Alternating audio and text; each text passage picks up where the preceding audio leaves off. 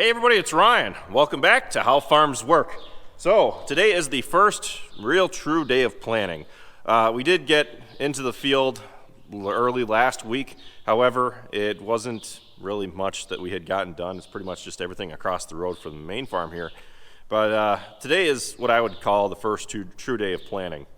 So fun little fact, the first day of planting, as I call it this year, is the last day of planting last year. So that goes to show how much we've been put off with all this rain that we've been getting. Fortunately, as of yesterday, they were calling for like 2 weeks of clear weather. So a good week of running and we should get done, bar any major issues. But now they're coming and saying that in 2 or 3 days from now, they're calling for possible severe weather again. So we're hoping that, we can go through, get all the beans put in, as quick as possible, work pretty hard to try to get it all done and move on to corn as soon as we can, because we are starting to get pretty late into the year. So Dad went through and he finished VTing everything at the farm here. He just finished down at Travis's place, which is where Travis is headed next. And Travis started planting here at the main farm. Next, he's going down to British. And what I'm going to be doing is I'm going to be harrowing behind the planter to smooth everything out, so that in that way when we come through this fall and harvest the beans, the new bigger head can get as close to the ground as possible, allowing us to get as many beans into the head as we can. So Travis he's getting to be pretty well done with this farm. This morning I fed cows and I went around tagging a bunch of calves because it is officially calving season for me. So I've got quite a few new calves just in the last week. I think I had 5, so I'm averaging about 1 a day here. I've got 2 on the way right now. Since Travis has gotten a few strips done, let's hop into 76 and start harrowing. Oh, there you are. It's like, what?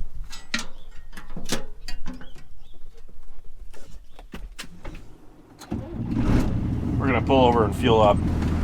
Brittany just swung in with lunch. All right, time to head to the field. I'm sure we would love to have a roller for the soybeans, but looking at the prices of them, man, I don't know how they can justify that. Like, you're talking 40 grand for a 40-foot roller. Seems kind of exorbitant prices to me, but it is what it is.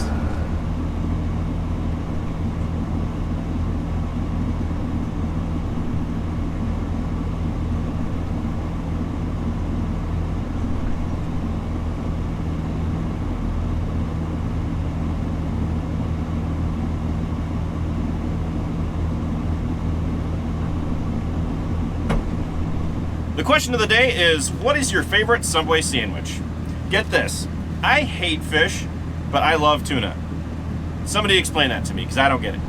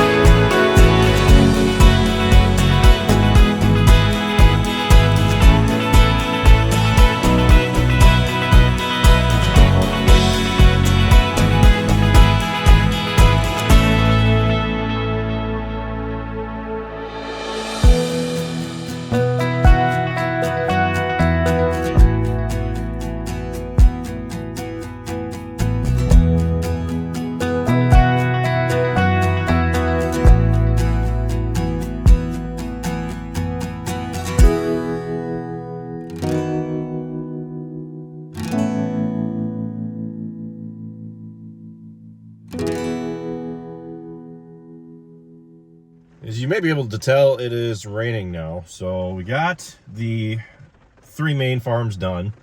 So beans are planted there. We came up to one of my fields, and this is a no-till field, and this one is going to be done shortly. I believe he's still running, but he only had 7 acres left like half an hour ago, so he should be wrapping this up. Dad was up at another one of my farms. He finished working that with the VT, but unfortunately, since it's raining, this wasn't in the forecast, and it just kind of jumped out at us. We looked at the radar and we're like, there's a giant blob, and they forecasted that it was going to dissipate, and you could look at it and tell it wasn't. But we got as much as we could done. It's just afternoon now, so I'm waiting on Travis to finish planting this. I was going to bring the harrow up and go up to the Burton farm, which is where he would have been headed next, and worked in the ground behind the planter there, but fortunately it's raining. So let's hop out and have a look and see how these row cleaners are going, since this is the first test of the new Reveal row cleaners on ground that's actually no-till.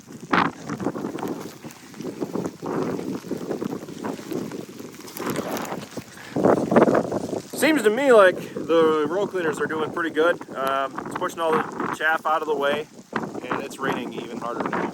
I'm hoping he wraps this up real soon, because I'm not crazy about planting in mud, but the ground is still fairly dry.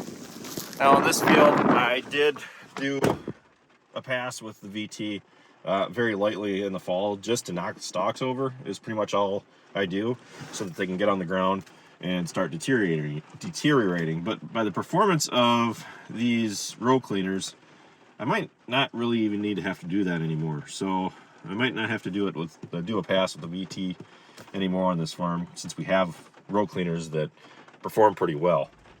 One of the main things that I'm seeing out here is the consistency with those row cleaners versus what we've had in the past. You can tell that, you know, it's pushing all the chaff pretty consistently out of the row, and it seems to be doing a pretty good job. So I'm happy with it. I definitely think that'll help with our yields on the no-till ground that we run.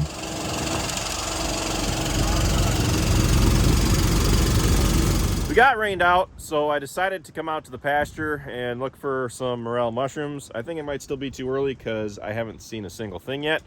I came to an area where I had opened it up with the brush mower about 100 feet up the hill, and I followed a cow trail down around the top of this hill up here, which you guys will look at this hillside, you might think that's just the normal result from erosion, you know, coming down and draining away, but that drains down into a hole down there, which is very tiny. And if you look over on this side, all of the water from up above would actually be draining around and going down into this hole, instead of going over into the drainage ditch, the ravine, which is actually like away, like maybe 100 or 200 feet that way. So what I'm thinking that I found here is the actual entrance to the mine that I never knew was even out here. I mean, I hypothesized that there was one for all the sinkholes and the topography that we've got, and all the sucker holes, as Dad called them, that I found around here. But I think this actually might be the mine entrance, because I can look down into the hole and I can't see the bottom of it. I'm not going to step very close to it because, well, reasons. But the way that, if this were a mine entrance, that the trail leading out of it kind of says to me that it could be a mine entrance, because if you know you were hauling lead or anything out of here, what you do is you come up out of the hole. I mean, it pretty much perfectly slopes up real nice and gradually up the hillside up there. And the top of this hill is about 30 feet up, which is very unusual, because for how this pasture lays, this whole thing just shouldn't be here. I mean, it kind of seems like all one giant hole, because it's about 30 feet up over there and about 20 feet up over there. That kind of tells me that I finally found the long lost mine entrance to this pasture out here. I need to mark this down on my Google Maps so I know where it's at.